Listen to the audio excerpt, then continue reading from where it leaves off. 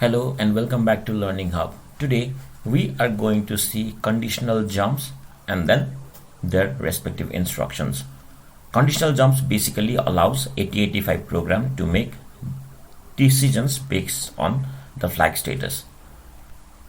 So condition jumps are instructions that transfer control to another memory location, but only if a specific condition is true. So these instructions are checked using the flag registers like 0, carry, sign and parity. Here are some commonly used conditional jump instructions in 8085. So using the 0 flag, we have jump on 0 and jump on non-zero. Similarly, using the carry flag, we have jump on carry and jump on no carry.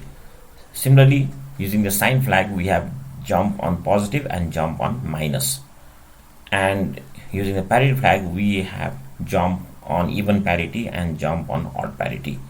So all of these instructions are of 3 byte, and when we write some program using these particular instructions, in place of this address we replace these memory addresses with some string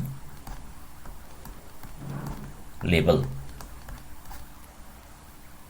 In the upcoming videos, we'll see some examples of how we can use conditional jump instructions for looping or executing conditional statements.